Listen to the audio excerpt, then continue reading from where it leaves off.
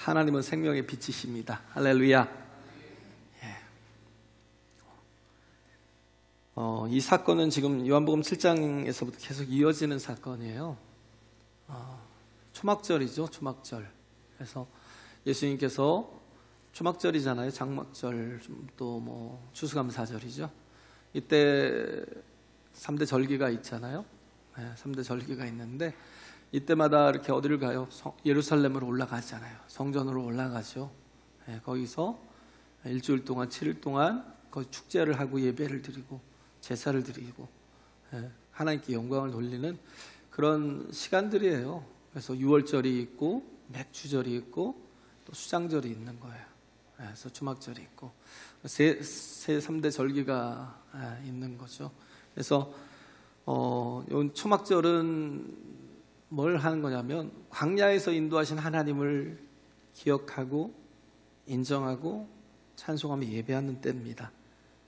그래서 모든 것이 다 하나님께서 이끄신 은혜였다는 거예요. 왜냐하면 광야는 아무것도 없잖아요.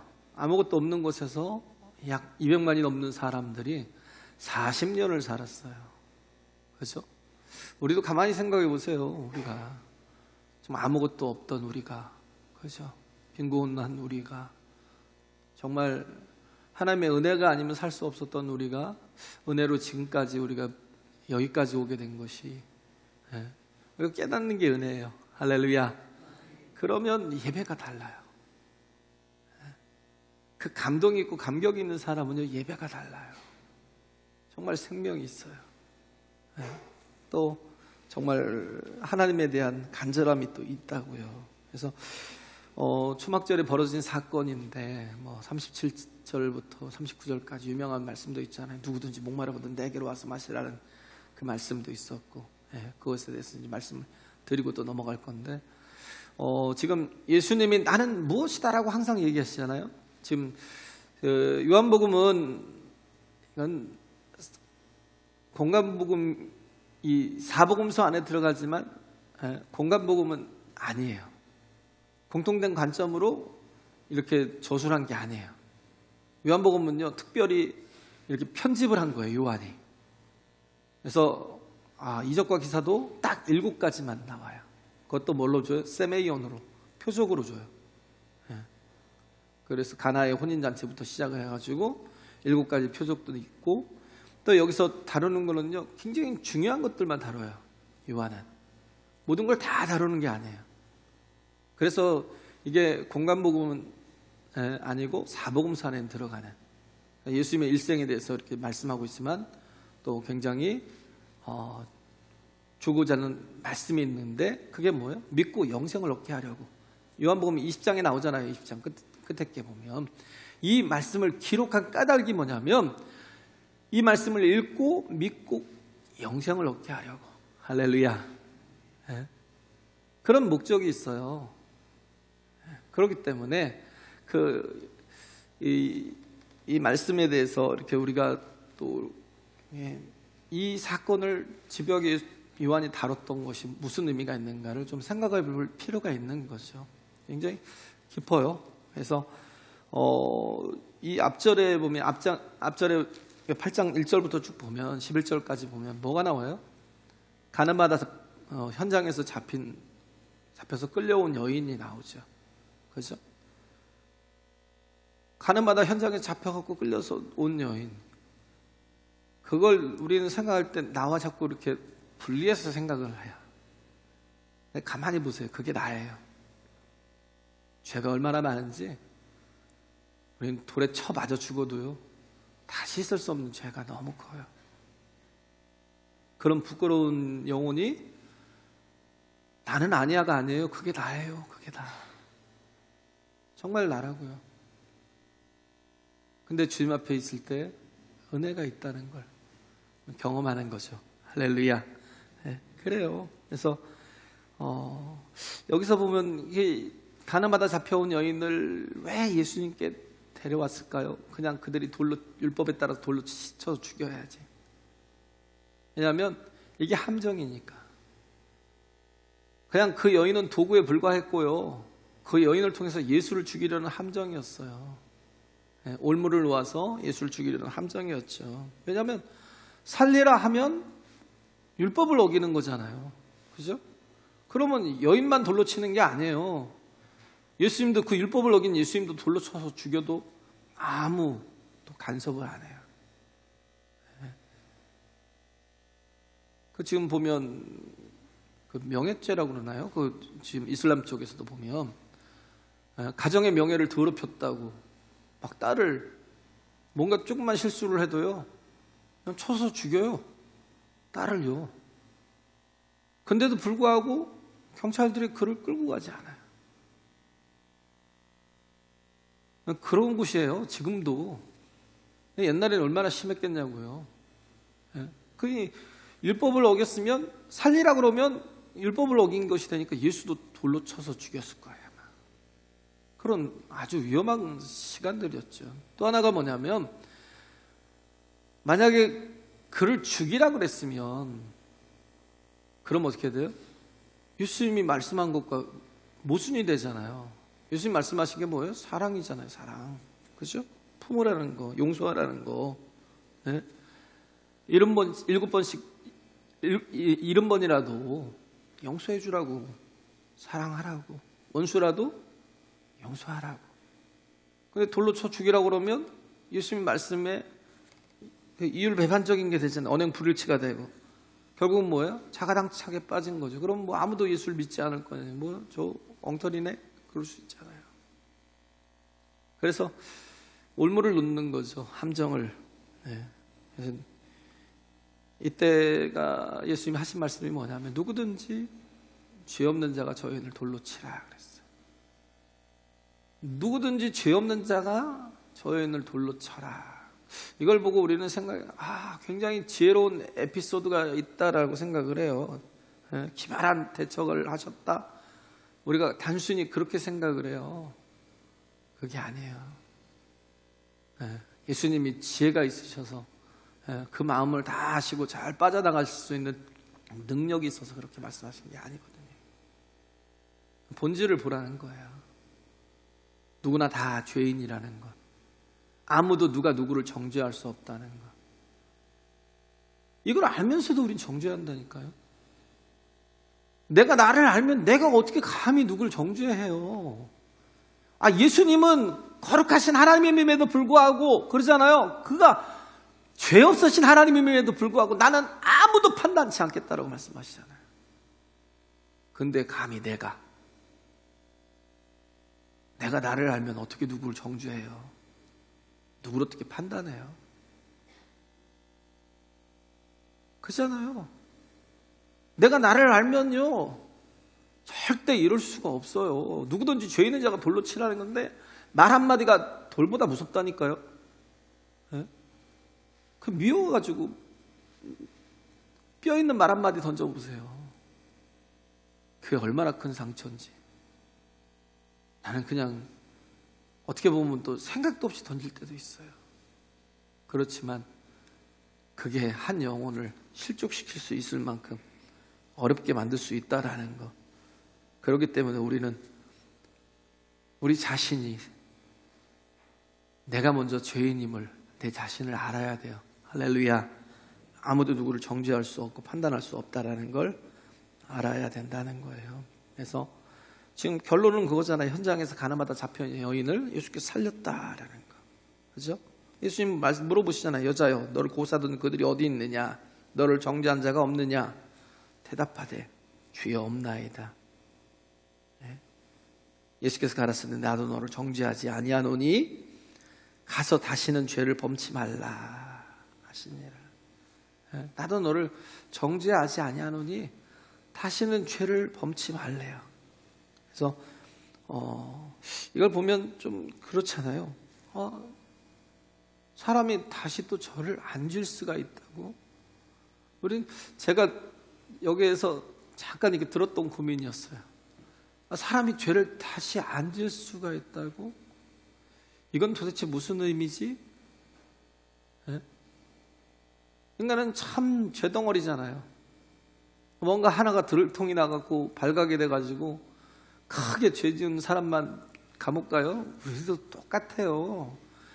우리는 사람들이 모르니까 그냥 이러고 있는 거예요. 누가 나를 알아보세요. 예? 상종도 안 해요. 사람 취급도 안 해요. 그런데도 불구하고 예수님이 우리를 용서하셨어요. 근데 그 뒤에 담긴 말씀이 뭐예요? 다시는 죄를 짓지 않도록 하라는 거. 이게 가능할까? 그런 생각이 들어요. 예. 죄 짓고 난 뒤에 또 용서를 받고, 그리고 또 가서 죄를 짓고 또 용서를 받고, 이게 좀 반복되는 게 인생이잖아요. 근데 이게 또 용서를 받았다라는 것 때문에 마음껏 또 죄를 질 수 있는 것으로 더 타락해 갈 수도 있어요. 그러잖아요?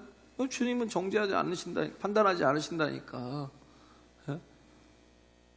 더 타락으로 가라는 그런 말씀인가? 그런 생각도 들 수 있잖아요. 그죠? 구원파 같은 사람들이 그러죠. 예? 무서운 사람들. 한 번 용서를 받았으면 다시는 죄를 져도 상관없다고. 그러지 않아요. 왜? 죄가 상관이 없어요. 그래서 여기서 지금 얘기하는 게 잘못하면 값싼 은혜를 보일 수 있습니다. 그러면 괴물이 돼요, 괴물. 괴물 신앙인이 될 수 있다는 거예요. 왜? 죄를 합리화시키고, 옛날에 밀양에서 나온 누구예요? 거기서 나왔던 그 대만의 자기 아들을 죽였던 건 가서 용서하려고 갔는데, 나는 예수님 만나고 벌써 용서받았다고 막 혼자 그러고 있으니까 거기에 대해서 막 혼란에 빠졌던 전도연이 그랬죠. 우리의 인생이 그렇게 값싼 인생이 될 수도 있어요. 값싼 신앙을 가지고 살 수도 있어요. 그래서 여기서 보면 이게 마치 초막절의 이벤트 같잖아요. 초막절의 이벤트. 지금 회개하면 용서해 준다라는 그런 거잖아요. 마치 요즘 블랙 프라이데이인가요? 이때 이걸 이 물건을 사면 50% 혹은 100%까지 아니어도 한 7, 80%까지 막 싸게 해줄게 막 이러잖아요. 그런 것처럼 예수님께서 초막절에 이벤트를 베푸신 게 아니에요. 그렇게 다 용서해 줄게, 어서 와 하고 그렇게 말씀하는 게 아니라고요. 이 여인이 중요한 건 12절의 말씀이잖아요. 지금 오늘 읽었던 게, 이 여인 같은 사람 정죄하지 않는다, 다시는 죄를 짓지 말라. 어떻게 보면 불가능한 것 같이 보여요. 이게 우리와도 동일하게 우리에게 적용되는 말씀이라는 거예요. 12절에 있는 말씀이 그 해답이라는 거죠. 그래서 예수께서 또 일러 가라사대 나는 세상의 빛이니 나를 따르는 자는 어둠에 다니지 아니하고 생명의 빛을 얻으리라. 우리가 어둠에 거하지 않는 방법이 있어요. 그게 뭐예요? follow 하는 거예요. If you follow me, 만약에 네가 나를 따르면 어둠에 다니지 않는데요. You won't have to walk in darkness. 어둠에 다니지 않는데요. 그러면서 얘기한 게 뭐예요? 생명의 빛을 얻으리라고 그랬잖아요. 그렇죠? You will have the light that leads to life. To life. 생명의 빛을 얻는다. 우리가 이렇게 죄를 짓지 않고 어둠에 거하지 않는 방법은 뭐냐면 예수님을 의지하고 따르는 거예요. 할렐루야. 그를 의지하고 따르는 거예요. 나를 맡기는 거예요. 내가 계속 나를 컨트롤하면서 내가 어떻게든 내가 예수 만나가지고 내가 용서를 받았으니까 더 이상 죄를 짓지 말아야지 하고 내 의지로 하는 게 아니라, 그래도 죄를 져요. 그러면 근데 죄로부터 자유할 수 있는 방법이 있다고요. 예수를, 생명의 빛인 예수를 따르라는 거예요. 할렐루야. 그를 따라가면 어둠에 거하지 않는다라는 거, 굉장히 중요한 의미가 있죠. 그래서 이 초막절의 의미라는 게 뭐였어요? 광야 생활의 은혜를 이렇게 기억하는 거잖아요. 사막에서 제일 힘든 게 뭐였을까요? 물이 없잖아요. 사막에는. 그죠? 근데 하나님이 어떻게 했어요? 반석을 쳐서 물을 내셨어요. 아니 어떻게 반석에서 물이 나와요? 땅을 파야 나오지. 그렇잖아요? 땅을 파야 나오잖아요. 근데 반석을 쳐서 물을 내셨어요. 이건 뭐예요? 불가능한 일을 이루셨다라는 거예요. 가능케 하셨다라는 거죠. 은혜 중에 은혜고 이적 중에 이적이라는 거예요. 근데 바울이 얘기하기를 고린도서에 나오잖아요. 그 만세반석이 뭐예요? 예수 그리스도라는 거예요. 당신이 거기 선 거예요. 당신을 쳐서 물을 내어주신 거예요. 그래서 지금 말씀하고 있는 게 예수님이 6장에는 뭐라고 그랬어요? 내가 생명의 떡이라고 그랬죠. 7장에 뭐라고 그랬어요? 내가 생수라는 거예요. 할렐루야. 그의 받으실 성령을 가리켜 말씀하시지만 그러나 예수 그리스도 그분이 뭐예요? 생수라는 거예요. 그리고 또 뭐예요? 7장에 생수라는 거 8장에 와서는 빛을 얘기를 하시는 거예요. 8장에서는 빛을 얘기하시고 그리고 또 10장에 가서는 나는 선한 목자라는 거예요. 그죠? 10장에서 선한 목자라고 그러고 그 다음에 11장에서는 나는 생명과 부활이라고 얘기하죠. 그죠? 나사로를 살리시면서 나는 생명과 부활이라는 거예요. 나를 믿는 자는 죽어도 살겠고 살아서 믿는 자는 영원히 죽지 않는데요. 할렐루야. 그리고 14장에는 뭐예요? 나는 길과 진리와 생명이라는 거예요. 그죠? 15장에서는 또 뭐라고 그래요? 나는 포도나무라는 거예요. 너희는 가지니. 이게 지금 굉장히 또 오늘 말씀과 밀접하거든요. 주님과 분리돼서는 안 되는 거예요. 단절이 돼서는 안 돼요. 주님 안에 있어야 사는 거예요. 할렐루야. 그 안에 있어야 우리가 의를 이루면서 살 수 있어요. 하나님의 뜻을 이루면서 살 수 있다고요. 굉장히 쉬운 건데 그 쉬운 길을 예수께서 십자가를 통해서 이루어 주셨거든요. 근데도 불구하고 그 길을 안 사니까 문제죠. 그 길을 못 가니까 문제죠. 그럼에도 불구하고 그렇죠. 안타까운 일 중에 하나가인데 그래서 이 만세반석 대신 이 예수를 지금 예수께서 7장에서 설명하신 거예요. 내가 곧 생수라는 거예요. 그래서 이 초막절에는 낮에 축제가 있고 저녁에 축제가 있어요. 초막절에는 뭐라고 그랬어요? 나가서 장막을 치잖아요. 지금도 보면 10월 10일 날 장막을 친다니까요. 이스라엘 가면 자기 집 밖에다가 그냥 밖이 사막이니까 장막을 쳐요. 그렇게 해서 일주일간 살아요. 그러면서 낮에 축제가 뭐냐면 물을 실로암에서부터 길어와가지고 성전에 그 제단에다 뿌리는 거죠. 계속 그러면서 막 축제를 하는 거예요. 물을 뿌리면서 축제를 하는 거예요. 물의 축제를 하는 게 낮에 하는 거. 그죠? 그래서 뭐예요? 어디나 물이 있으면 생명이 있잖아요. 그죠? 어디나 예수님이 거하시면 생명이 있다고요. 할렐루야.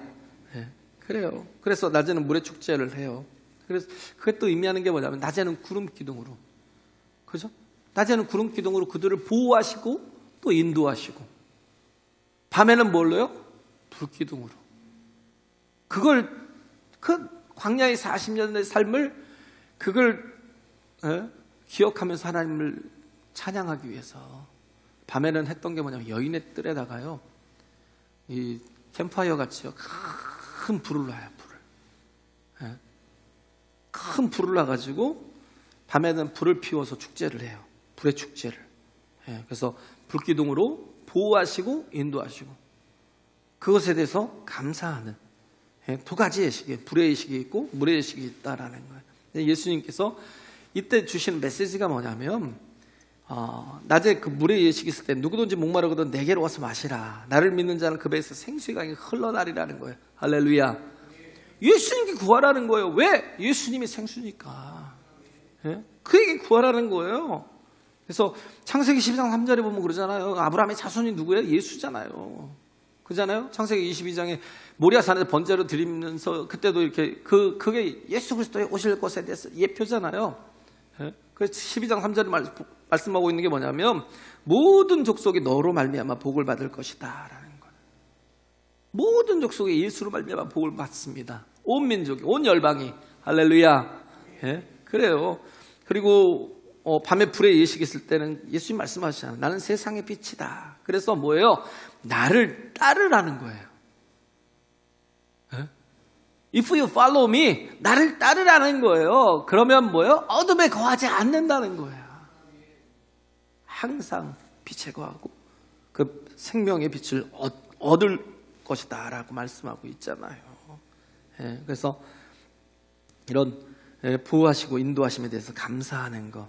예, 그래서 이 빛을 얘기할 때 이게 이 여인과 연결이 되는 게 그 말씀이라는, 다시는 죄를 범하지 말라라는 건 뭐예요? 빛 대신 예수를 따르라는 거예요. 할렐루야.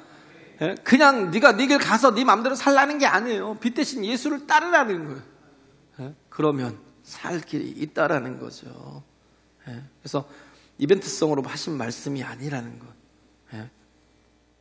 그걸 뭐라고 하냐면 동행이라고 그래요. 주님과 동행하라는 거예요. 할렐루야. 예? 네가 다시는 죄를 범치 않기 위해서 나를 따르는 자가 되라라는 것. 동행이다라는, 신앙은 동행이라는 거예요. 그래서 예배와 기도를 왜 강조해요? 그래야 주님과 동행할 수 있으니까. 예배와 기도를 제가 강조하는 이유는요, 세상에서는 주님과 동행이, 예배와 기도가 없이는 주님과 동행이 안 돼요. 가능하겠어요? 네? 주님 안에 거하라고요. 그렇죠? 그래서 가장 정말 건강한 교회가 뭐냐면 시스템이 좋은 교회. 그냥 오면 저절로 예배가 되고요, 오면 저절로 함께 막 기도가 되고요. 그래서 제가 지금 바라는 게 그래요. 우리 교회는 정말 기도가 뜨거운 교회가 됐으면 좋겠어요. 할렐루야. 예? 기도에 막 불이 붙고 막 하나님의 성령에 막 기름 부심이 있고, 예? 누구든 오기만 하면 막 저절로 막, 예? 막 너무 충만하게 막 갑자기 기도만 하면 막 하나님이 막 임재하시고. 제가 그걸 경험했어요. 옛날에 어떤 집회가 있다고 그래서 그냥 끌려갔어요. 끌려갔는데 가보자고 그래서 알았다고 그냥 가자고 이제 차례를 갔는데, 들어가는데요, 막 밀려오는 게요, 이게요 기압이 있더라고요. 기압, 공기압이요. 그냥 훅 오는데요, 엄청 뜨거운 바람이. 문을 열기도 전에요, 그 복도를 걸어가면서 문을 열기도 전에 막 훅 오는데요, 거기서부터 저에게 막 땀이 쭉 흐르면서 막 기도가 막 되는 거예요. 얼마나 충만한지. 날이 새도록 기도했는데요, 그 기도한 시간이 딱 1분 같더라고요.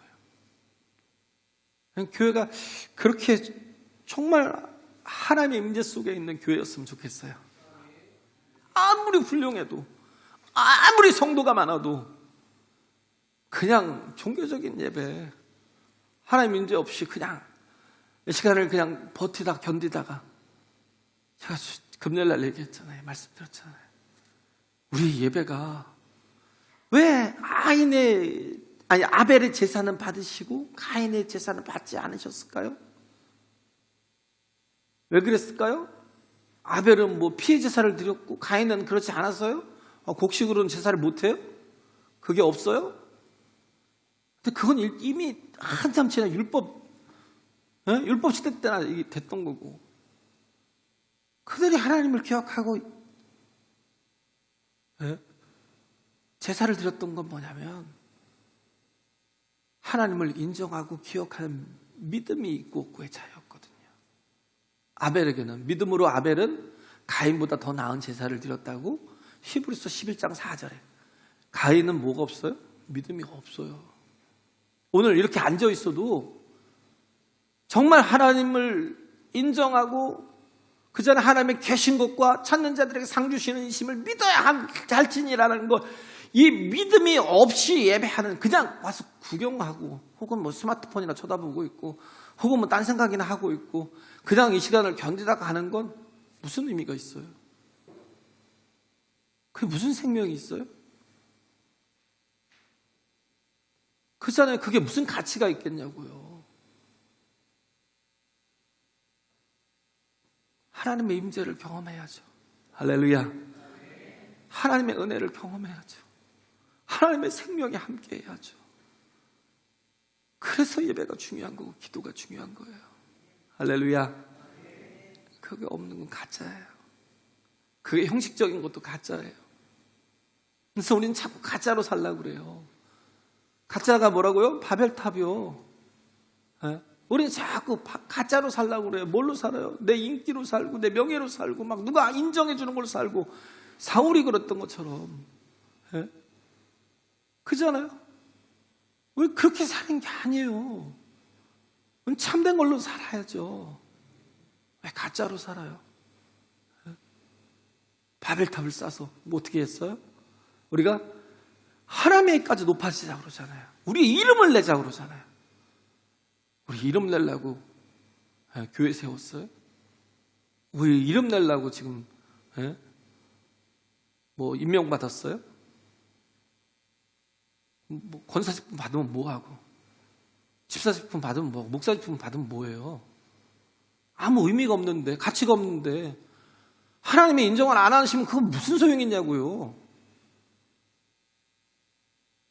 그게 안타까운 거예요. 그게 다른 거 아니에요.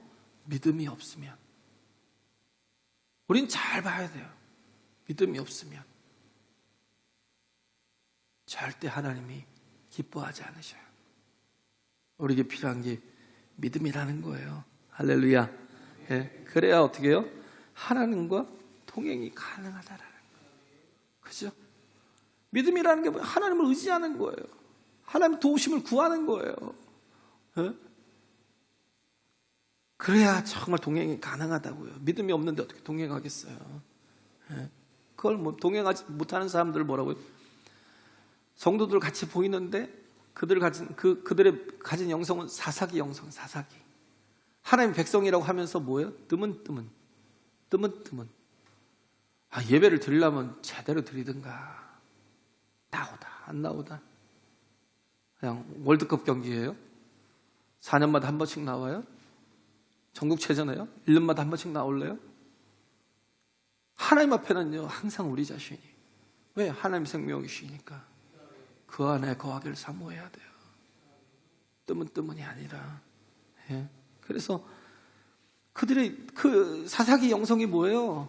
하나님께서 복을 주시면 그 가진 복 가지고 뭐예요? 불순종해요.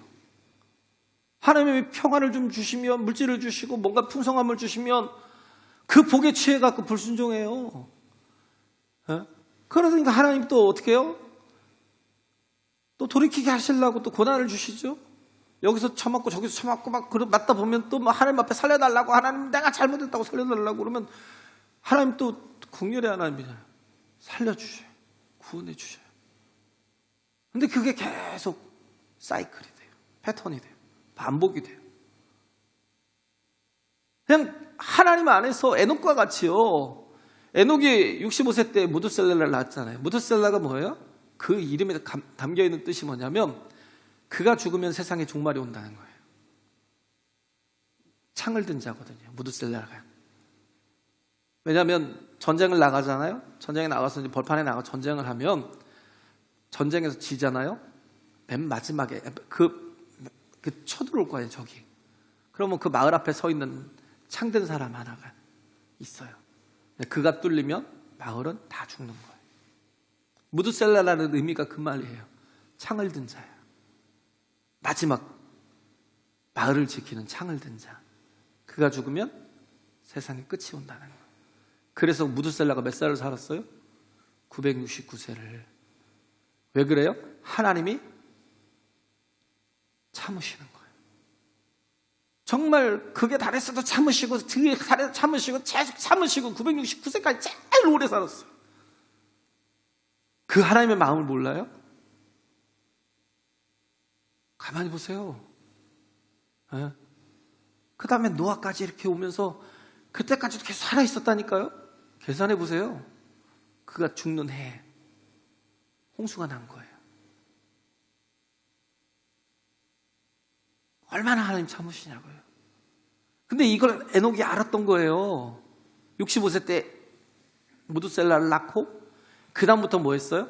하나님 앞에 예배하고 기도하고 증인된 삶을. 야고보서 보세요. 에녹이 어떻게 했어요? 증거했대요. 전했대요. 복음을 전했대요. 너 이거 회개하지 않으면 다 망한다라는 거예요. 전했다라는 거예요. 야고보가 얘기하잖아요. 야고보서에. 할렐루야. 예? 에녹이 그랬대요. 에녹이.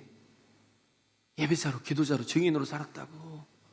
300년 동안 하나님과 동행했다니까요. 하나님이 너무 그 모습이, 정말 하나님과 동행하는 모습이 너무 좋으니까 어떻게 해요?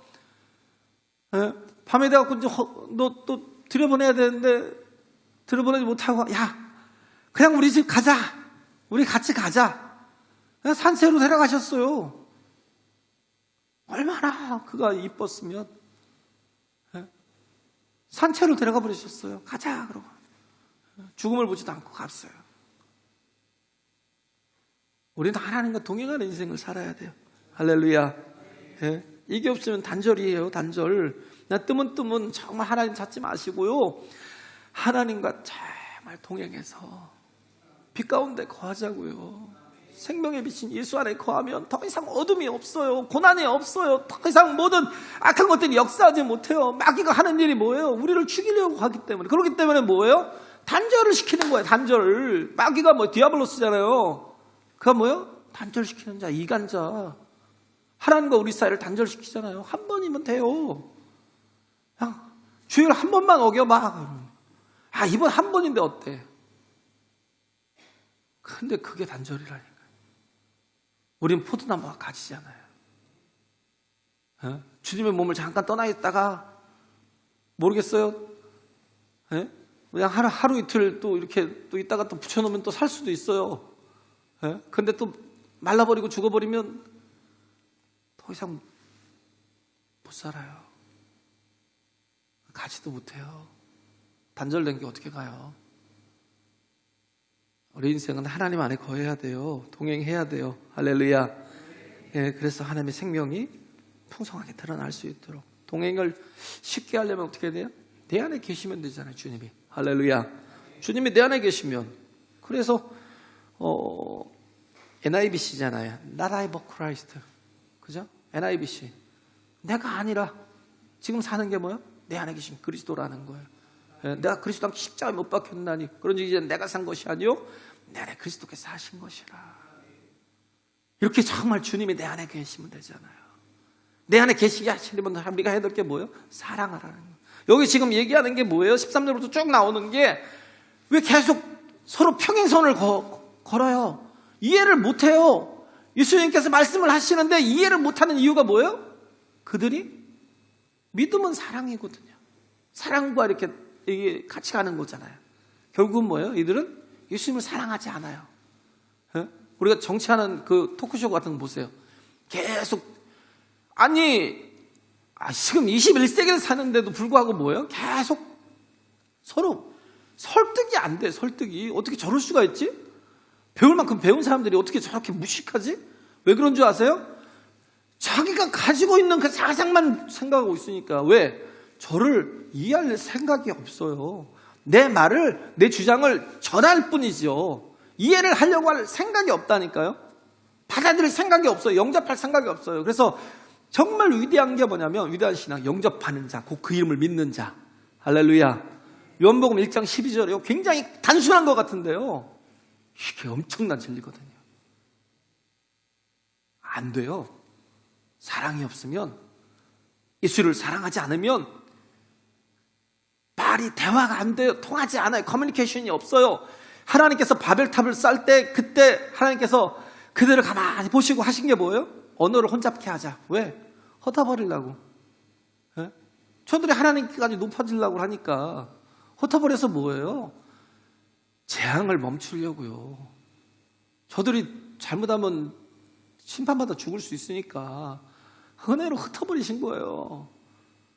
왜? 언어가 혼잡인 거예요. 말이 안 통해요. 말이. 그러니까 흩어지는 거예요. 가정도, 제가 얘기했잖아요. 가정도 마찬가지잖아요. 커뮤니케이션이 안 되면요, 커뮤니티가 안 된다고요. 공동체가 안 돼요. 커뮤니케이션이, 소통이 안 되면 커뮤니티가 안 돼요. 공동체 자체가 안 돼요. 가정이라는 작은 공동체도 서로 말이 안 통하면 가정이 다 깨져버려요.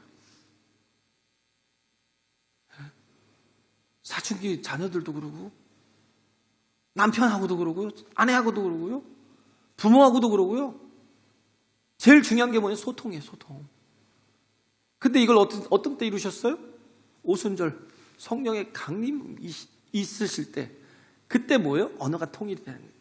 나가서 막 전하는데, 복음을 전하는데, 각 나라 방언으로 막 전하는데 다 들리는 거예요. 그러니까 어떻게 해요? 공동체가 생기는 거예요. 할렐루야. 어마어마한 사람들이 모여도요, 하나의 커뮤니티가 되는 거예요. 우리가 구할 게 뭐예요? 우린 예수님과 소통이 돼야 돼요. 할렐루야. 정말 예수님을 사랑하지 않으면, 그래서 참 사랑하면 어떻게 해요? 그가 내 안에 계시고 내가 그 안에 있다고요. 우리가 연애편지를, 남의 연애편지를 읽어보세요. 그게 무슨 감동이 와요? 근데 우리가 뭐예요? 내가 막 사랑해서 사랑하는 사람이 나에게 쓴 편지를 읽어보세요. 막 10번을 읽고 막 100번을 읽고 막 군대 있을 때 막 계속 읽고 막. 요즘 뭐 군대밖에 더 받겠어요? 편지를? 그렇잖아요. 세상 사람들이 말씀을 읽고 감동을 받아요? 못 받아요. 근데 우리는 뭐예요? 읽고 또 읽고 읽고 또 읽고 막 거기다 그걸 또 줄치고 그걸 또 외우고 막. 왜 그래요? 사랑하니까. 주님을 사랑하지 않으면 세상 그 무엇보다도, 그죠? 이팔 청춘이 뭐예요? 그들은 물불을 안 가려요. 뭔가 사랑하는 대상이 생기면 물불을 안 가려요. 로미오와 줄리엣처럼. 상관없어요. 가문이고 뭐고 상관없어요. 우리가 그렇게 주님을 사랑해야 돼요. 할렐루야. 그러면 정말 주님과 동행하는 삶이, 하나된 삶이, 언제나 연합된 삶이 이루어진다는 거. 죄송합니다. 요즘 제가 자꾸 설교가 길어지는데 1시간을 더 하라고 그랬는데 앞으로 1시간을 더 할 수 있어요. 그렇지만 아니고 우리 같이 찬양할까요? 예.